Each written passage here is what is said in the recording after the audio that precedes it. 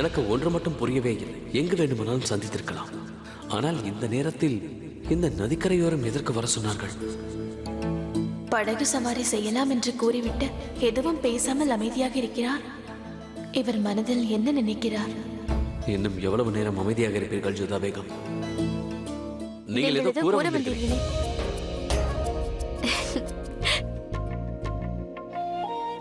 ஆனால் ஒன்று மட்டும் உண்மைதான் ஜோதா பேகம். வெளியில் தெரியாவிட்டாலும் நம் இருவருக்கும் ஒரே எண்ணம் தான். எனக்கு புரியவில்லை. புரிந்து கொள்ள முடியாத அளவிற்கு இது கடினமானதல்ல. இங்கே பாருங்கள். நாம் இருவருக்கும் படகு பயணம் என்றால் மிகவும் பிடிக்கும் அல்லவா? உண்மைதான். எனக்கும் அந்த தெளிவான வானம், நிலா, இரு பக்கமும் தழுவிக்கொண்டு ஓடும் நீர், இதெல்லாம் எனக்கும் பிடிக்கும். இயற்கையோடு வாழ எனக்கு மிகவும் பிடிக்கும். உங்களைப் போலவே எனக்கும் அவை என்றால் மிகவும் பிடிக்கும். அதை நானும் கவனித்திருக்கிறேன். கோட்டையை விட்டு வெளியே வந்துவிட்டால் நீங்கள் மாறிவிடுகிறீர்கள். தங்களுக்கு சுற்றி பார்ப்பதென்றால் மிகவும் பிடிக்கும் அல்லவா? அதான் நான் கூறினேனே, இயற்கையோடு கலந்து இருப்பது எனக்கு மிகவும் பிடிக்கும் என்று. அதனால்தான் மாளிகையில் தாங்கள் கோபமாக தென்படுகிறீர்களோ? கோட்டையை விட்டு வெளியே வந்ததும் நீங்கள் மாறினாலும் என்னை கேலி செய்யும் பழக்கம் மட்டும் உங்களிடம் இருந்து மாறுவதே இல்லை. என்ன செய்வது ஜோதா பேகம்? பிறப்பில் இருந்து வந்த பழக்கம் விட முடியாதல்லவா? அப்படி என்றால் சிறு வயதிலிருந்தே மற்றவர்களை அழ வைப்பது உங்களுக்கு மிகவும் பிடிக்கும். நான் உங்களை கிண்டல் செய்வது உங்களுக்கு பிடிக்கவில்லை என்றால் என்னை இப்படி இங்கே அழைத்திருக்க மாட்டீர்கள் அல்லவா?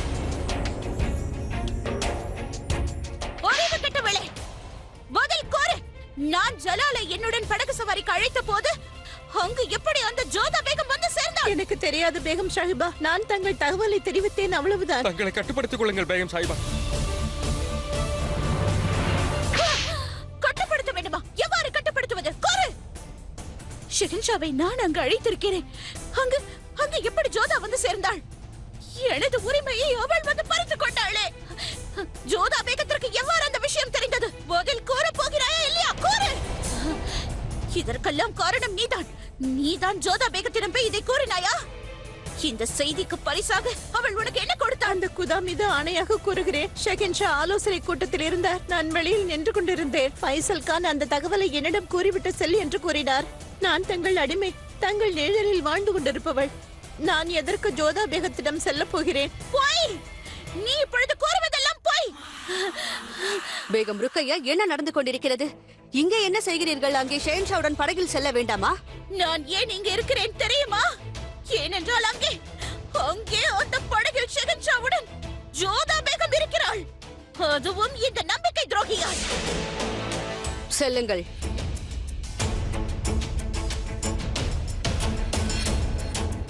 என்ன செய்கிறீர்கள் ருக்கையா? நீங்களோ விசேஷ ராணி, அவளோ ஒரு அடிமை. உங்கள் தரத்தை இவ்வாறு தாழ்த்திக் கொள்ளக் கூடாது. பாவம், இதில் அவள் தவறு எதுவுமே இல்லை. அந்த பெண் என் முன்புதான் இஷாபுதீனிடம் தகவலை தெரிவித்தாள். அதாவது விசேஷ ராணி ஷெஹன்ஷாவை படகு சவாரிக்கு அழைத்தார் என்று.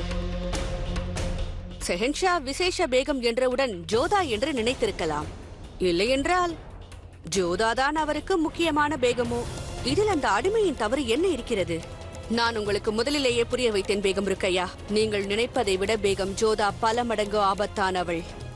அவள் யாராக வேண்டுமானாலும் இருக்கட்டும், அதற்காக நான் அஞ்ச மாட்டேன். ஏனென்றால் நான் இங்கு விசேஷ பேகமாக இருந்தேன், எப்பொழுதும் இருந்து கொண்டிருப்பேன். அல்லாஹ் கருணையால் அப்படியே நடக்கட்டும். ஆனால் நடப்பவைகளை பார்க்கும் பொழுது ஷெஹன்ஷா தங்களைப் போல் யோசிக்கவில்லை என்று எனக்கு தோன்றுகிறது. எனக்கு தெரிந்த வரையில் கூடிய விரைவில் பேகம் ஜோதா உங்களின் இடத்தை பிடித்து விடுவாள். மகாமங்கா, நீங்கள் எனக்கு முன்பாக அந்த ஜோதாவை பெருமையாக பேசுகிறீர்கள். நிச்சயமாக இல்லை பேகம் ருக்கையா. ஜோதா பேகத்தின் உத்தேசத்தை பற்றி உங்களிடம் தெரிவிக்கிறேன். இதற்கு முன்பு கூட கூறியிருக்கிறேன். உயர்ந்த ஸ்தானத்தை அடைவது சிறிது கடினம் என்று கூறினாலும் அதே இடத்தை தக்க வைத்துக் கொள்வது மிகவும் கடினம். இன்னமும் சமயம் இருக்கிறது. படமெடுத்தாடும் ஜோதாவை உடனுக்குடன் அந்த இடத்திலேயே போட்டு அடக்கி விடுங்கள். நீங்கள் கூறுவது முற்றிலும் உண்மை. இம்முறை அந்த ஜோதாவை நான் விடுவதாக இல்லை. என்ன நடந்தாலும் சரி, அவள் செய்த இந்த வஞ்சக செயலுக்கு பலனை அனுபவிப்பாள்.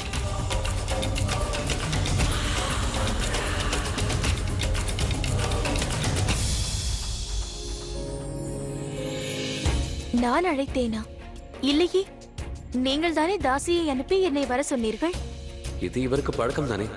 முதலில் வரச் சொல்வார், பிறகு இல்லை என்பார். என்னவாயிற்று? ஏன் இப்பொழுது நீங்கள் சிரிக்கிறீர்கள்? ஒன்றுமில்லை ஜோதா பேகம். வேடிக்கையாக இருக்கிறது. பெண்களின் தன்மையை நினைத்து, குறிப்பாக எனது வேகங்களை புரிந்து கொள்வது மிகவும் கடினமான ஒன்றுதான்.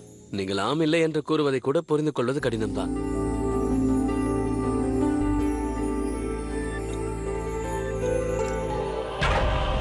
முட்டாளே, இவ்வளவு பெரிய விஷயத்தை ஏன் கூற தவறினாய்? உசூர், நான் உங்கள் விசுவாசி. விசுவாசிக்கும் அறிவாளிக்கும் நிறைய வித்தியாசம் உள்ளது. ஷெகன்ஷா படகு சவாரிக்கு தனியாக சென்றிருக்கிறார், ஆனால் அதை நீ என்னிடம் கூறவில்லை. ஷெகன்ஷாவை தாக்குவதற்கு நான் தக்க சமயம் பார்த்துக் கொண்டிருக்கிறேன் என்பது தெரிந்தும் கூட என்னிடம் கூறாமல் இருந்திருக்கின்றாய். தவறு நேர்ந்து விட்டது உசூர், என்னை உன்னை மன்னிப்பதா?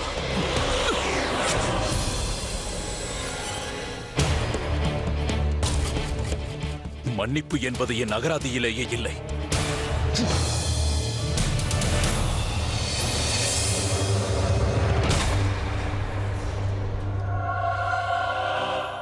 ஒரு விஷயம் எனக்கு புரியவில்லை ஜோதா பேகம். நீங்கள் கூறுவது ஒன்று, ஆனால் அதன் அர்த்தம் வேறொன்று. எனக்கு புரிய வேண்டியது என்னவென்றால், இந்த கலையை எங்கே கற்றீர்கள்?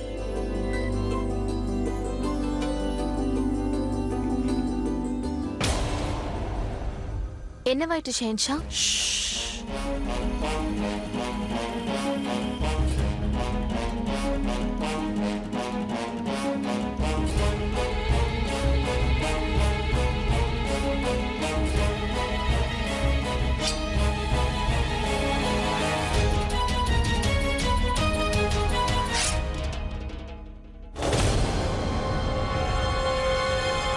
தப்பிக்க முயற்சி செய்தால் உனது ரத்தத்தால் இந்த நீரே சிவப்பாக மாறிவிடும்.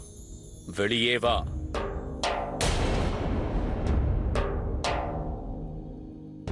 நான் உங்களை திரும்பிச் செல்லுமாறு கட்டளையிட்டேன் அல்லவா? இடையூறுக்கு மன்னிக்க வேண்டும் ஷெஹன்ஷா. அட்கா அவர்களின் கட்டளை. இதற்கு முன்பு நடந்ததை மனதில் கொண்டு உங்களை தனியாக விடக்கூடாது என்று கூறியிருக்கிறார். வேடிக்கையாக இருக்கிறது. அட்கா அவர்கள் நினைத்தால் நான் மூச்சு விடுவதற்கு கூட காவல் வைத்து விடுவார். அவரிடம் சென்று நான் பாதுகாப்பாக இருக்கிறேன் என்று கூறுங்கள்.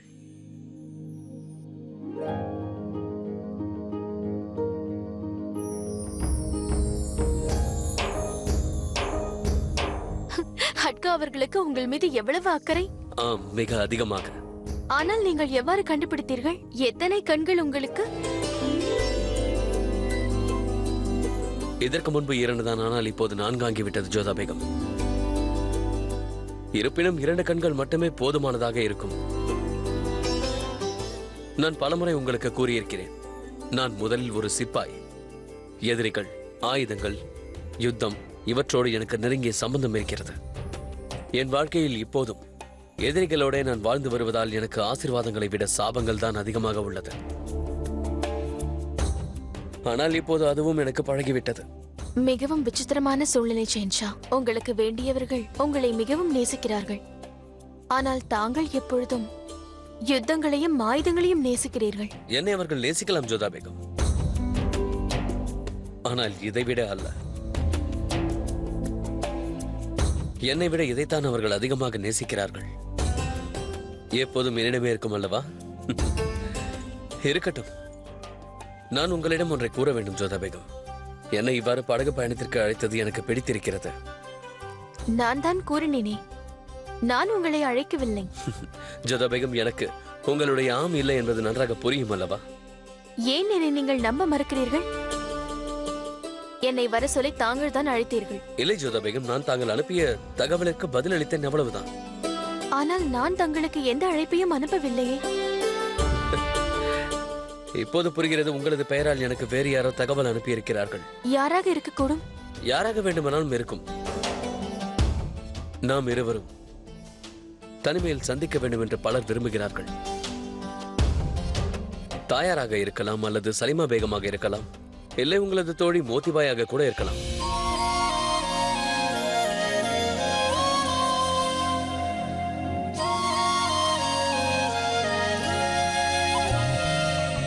நீங்களும் எடுத்துக்கொள்ளுங்கள் ஜோதா பேகம். இப்படி பயணம் செய்து கொண்டே உண்டால் அதன் சுகமே அலாதியாக இருக்கும்.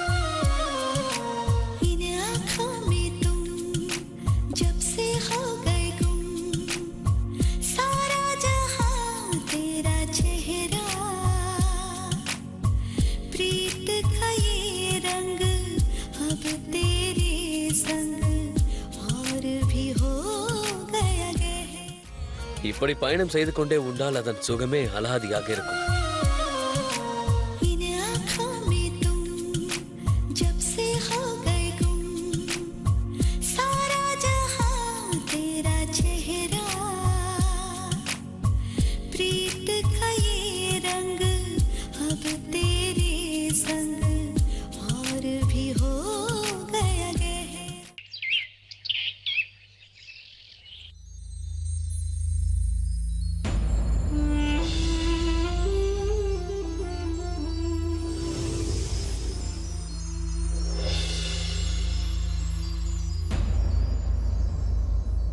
மன்னிக்க வேண்டும் பேகம் சாஹிபா, தாங்கள் உறங்கவில்லையா?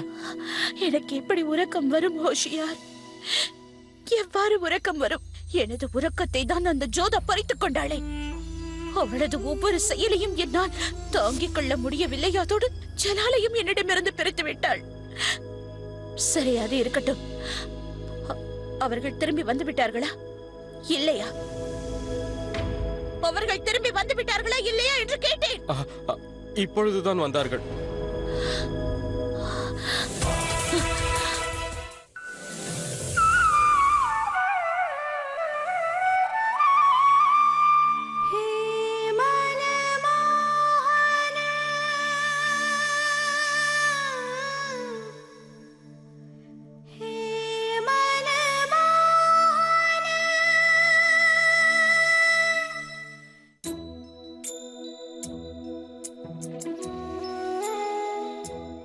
என்னை மன்னித்துவிடு கிருஷ்ணா. ஏன் என்று தெரியவில்லை. இன்று என் மனம் மிகவும் பதட்டத்தோடு உள்ளது.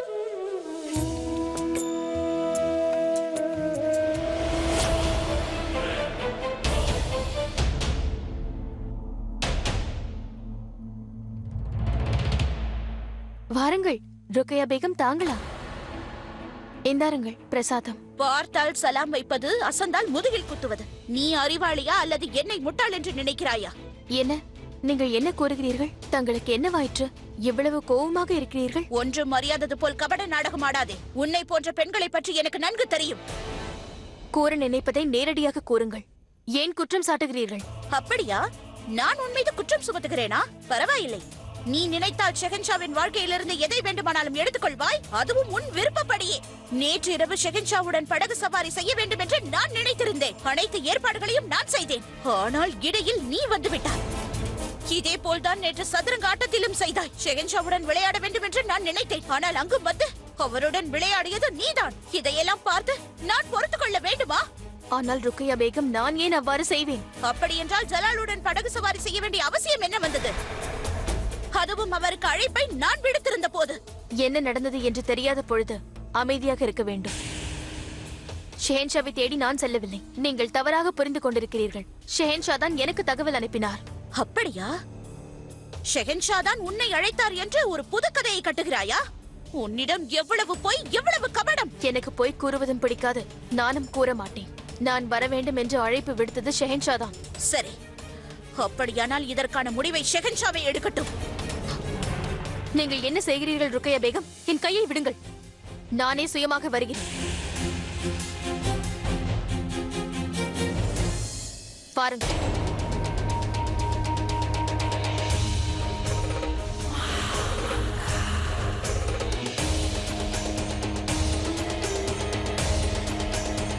இதைத்தான் அரசியல் என்பார்கள் ரேஷம். இன்று தீபாவளியும் மொஹரமும் ஒரே நேரத்தில் நடக்கப் போகிறது. ஆமாம் ஹுசூர். நீரானது மூக்கு வரை வந்துவிட்டது. இனி மூழ்கப் போவதுதான் பாக்கி. ஷெஹன்ஷா, எனக்கு ஒரு முடிவு தெரிந்தாக வேண்டும். நீங்கள் செல்லுங்கள்.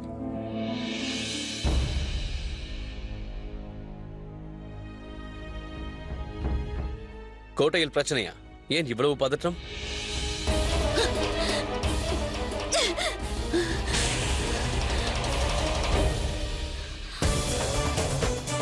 என்னிடம் இந்த ஜோதா போய் கூறுகிறாள்.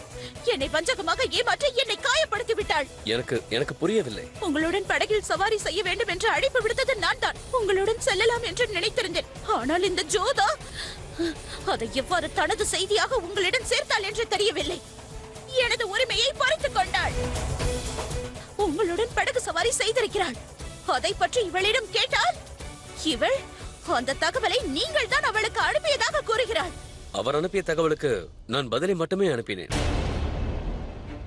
என்ன? நான் உங்களுக்கு செய்தி அனுப்பினால் அதற்கான பதிலை நீங்கள் இவளுக்கு அனுப்பினீர்களா? சற்று பொறு. எனக்கு அந்த தகவலை கூறியவரை நான் உடனே சந்திக்க விரும்புகிறேன்.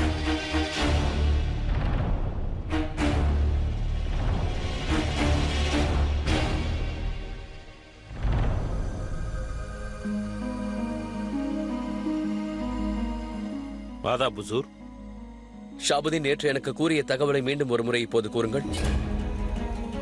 அதாவது உங்களுடைய விசேஷ பேகம் உங்களோடு படகு சவாரி செய்ய விரும்புகிறார். விசேஷ பேகம் ஷெகன்ஷாவை அழைத்திருக்கிறார் என்று தெரிந்த போது ஷெகன்ஷாவிடம் எதற்காக ஜோதாவின் பெயரை எடுத்தாய்? உனக்கு என்ன மறந்து விட்டதா? இந்த ராஜ்யத்தின் விசேஷ பேகம் நான் தான். இடையூறுக்கு மன்னிக்க வேண்டும் பேகம் சாஹிபா. ஷெகன்ஷா தங்களோடு சேர்த்து ஜோதா பேகம் சலீமா பேகத்திற்கும் விசேஷ ஸ்தானத்தை அளித்துள்ளார். அது மட்டுமல்லாமல் கடந்த சில நாட்களாக ஷெகன்ஷா எங்கு சென்றாலும் ஜோதா பேகத்தையும் அழைத்தே சென்றுள்ளார். ஷேக் சலீம் சிஸ்டியிடமும் அழைத்து சென்றுள்ளார். நாட்டு மக்களும் கோட்டையில் உள்ள அனைவரும் இவர்களை விசேஷ பேகமாக ஏற்றுக்கொண்டனர். ஆகையால் தான் இத்தகவல் இவரிடமிருந்து வந்திருக்கும் என்று நான் நினைத்து விட்டேன். உனக்கு எவ்வளவு தைரியம்? ருக்கையா பேகம், தாங்கள் செல்லலாம். உத்தரவு ஹுசூர். தாங்கள் இவ்வளவு பெரிய தவறு செய்தவனை மன்னித்து விட்டு அவனை போக சொல்கிறீர்களா? ருக்கையா, அவர் தவறு செய்யவில்லை, தவறாக புரிந்து கொண்டார். அப்படி இருக்கும்போது அவரை மன்னிப்பதில் என்ன தவறு இருக்கிறது? நேற்று நாங்கள் பேசிக் கொண்டிருந்த போது ஜோதா பேகம் அந்த செய்தியை அனுப்பவில்லை என்று கூறிவிட்டார்கள்.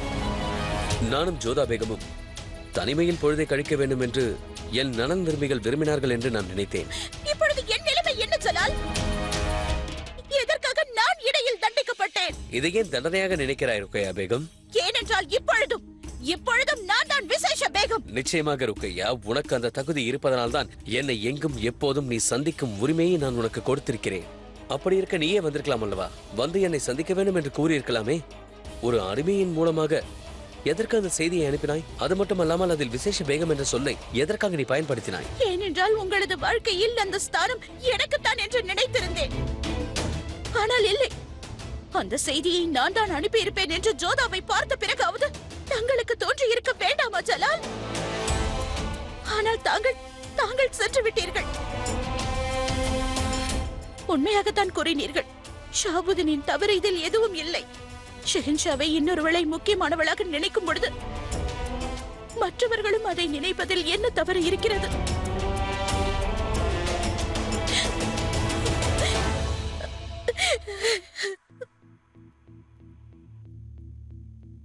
இப்பொழுது நடந்ததற்கு நான் வருந்துகிறேன் ஷெஹன்ஷா. நான் வருகிறேன்.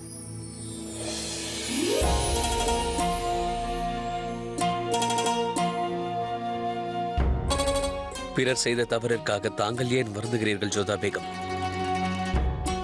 வாருங்கள், அமருங்கள். ஆனால் ஷெஹன்ஷா, நடந்ததற்கு நானும் காரணமாகிவிட்டேனே.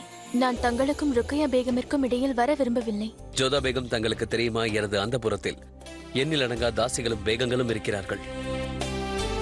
அப்படி இருக்கும் பொழுது யாரோடு பொழுதை கழிக்க வேண்டும், யாரோடு பழக வேண்டும் என்ற முடிவை ஷெஹன்ஷாவாகிய நானே எடுப்பேன். அப்படி நான் எடுக்கும் முடிவை யாரும் மறுக்கவும் முடியாது, இவ்வாறு புகாரும் செய்யக்கூடாது. ஆனால் இப்படி நடப்பதும் சகஜம்தான். ருக்கையாவின் பேச்சில் அர்த்தம் இருக்கிறது. இதை பற்றி தாங்களே சற்று யோசித்து பாருங்கள். என்னோடு பொழுதை கழிக்க வேண்டும் என்று நீங்கள் முடிவு செய்திருப்பீர்கள். அனைத்து ஏற்பாடுகளையும் செய்துவிட்ட பிறகு என்னோடு வேறு ஒருவர் சென்று விட்டால் கூறுங்கள், உங்களுக்கு அப்போது எப்படி இருக்கும் ஜோதா பேகம்? நிச்சயம் கவலையாக இருக்கும், மிகவும் கவலையாக இருக்கும். நீங்கள் ஒரு ஷெஹன்ஷா, உங்களுக்கு எவ்வளவு ராணிகள் இருக்கிறார்கள். அவர்களோடு நீங்கள் பொழுதை கழிக்க வேண்டும் என்று தெரிந்தும் உங்களுக்கு மனைவியாக இருப்பது கவலை அளிக்கிறது. பிறகு உங்களுக்கும் ருக்கையாவிற்கும் என்ன வித்தியாசம்? வித்தியாசம் உள்ளது. என்னுடைய ஸ்தானத்தின் அதிகாரம் குறைந்து விடுமோ என்ற பயத்தால் அல்ல, மற்ற பேகத்தை விட என்னை குறைவாக எடை போட்டு விடுவீர்கள் என்பதால் அல்ல. நான் வருத்தப்படுவது ஏனென்றால் காதலின் காரணமாக.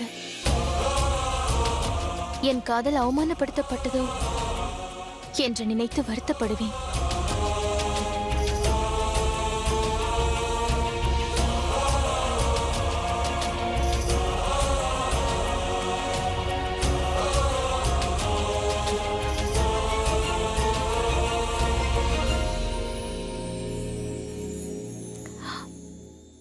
சரி, நான் இப்பொழுது வருகிறேன் ஷென்ஷா. விடை கொடுங்கள். வணக்கம்.